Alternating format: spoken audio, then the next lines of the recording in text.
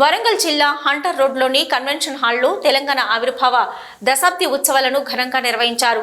వరంగల్ పశ్చిమ నియోజకవర్గ శాసనసభ్యులు రాజేందర్ రెడ్డి ఆధ్వర్యంలో తెలంగాణ ఉద్యమకారులకు సన్మాన ఉత్సవ కార్యక్రమం నిర్వహించారు. ఈ కార్యక్రమంలో మంత్రులు పొన్నం ప్రభాకర్, ముఖ్యమంత్రి ప్రధాన సలహాదారుడు వేం నరేందర్ రెడ్డి, మాజీ ఎంపీలు, పిసిసి ప్రచార కమిటీ చైర్మన్ మధు యాష్కి గౌడ్, ప్రస్తుత ఫైనాన్స్ కార్పొరేషన్ చైర్మన్ రాజయ్య, ఎమ్మెల్యేలు Vivek Venkataswamy, Gandra Satyanarayana, Yashaswini Reddy, Anjan Kumar Yadav, professor Kodandaram, Warangal parliament Congress party అభ్యర్థి కడియం కావ్య, ఇతర నేతలు, మేధావులు, అమరవీరుల కుటుంబాలకు ఘనంగా సన్మానించారు. 10 సంవత్సరాల ఆవిర్భావం తర్వాత నిన్న ముఖ్యమంత్రి చెప్పినట్లు అందరి ఆత్మగౌరవం కాపాడే విధంగా ఈ ప్రభుత్వం పనిచేస్తుందని అన్నారు.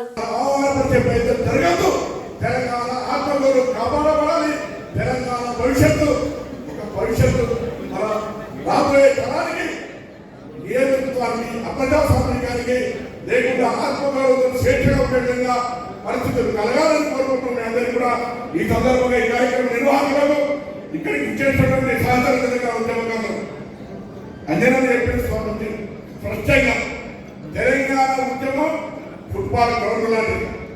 అందరూ ఆడితేనే తెలంగాణ రాష్ట్రం ఆట గోలైంది. అందులో గోలు కొట్టేవాడు ముఖ్యం. ఆనాడు ఆర్టికల్ 3 ద్వారా రాజ్యాంగంలో మాకు మీరంత అవకాశం ఆశ్రయించి ఎంపీ వచ్చిన ఒక్కరూ చేసిన ప్రతి ఒక్కరి గొంతు ఢిల్లీ పార్లమెంట్ గెలిపించే అవకాశం మీరు ఇచ్చారు.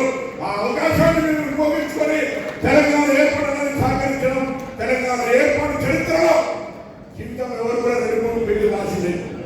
కానీ తెలంగాణ ఏర్పాటు చరిత్రలో ఆనాడు ఢిల్లీ వేదికగా పార్లమెంట్ సాక్షిగా నాయకత్వాన్ని ఏ విధంగా ఒప్పించి మెప్పించి బెదిరించి ఎదిరించి తెలంగాణ సాధించుకున్నామో అది ఒక చరిత్ర.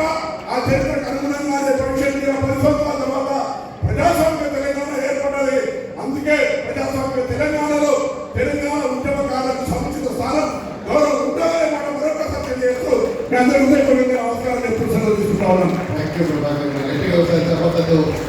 గట్టిగా ఒకసారి మళ్ళీ ఒకసారి గట్టిగా 10 సంవత్సరాల చరిత్రలో ఇంత అద్భుతమైనటువంటి కార్యక్రమాన్ని నిర్వహించిన ఘనత కేవలం వరంగల్ పశ్చిమ నియోజకవర్గ శాసనసభ్యులు గౌరవ నాయని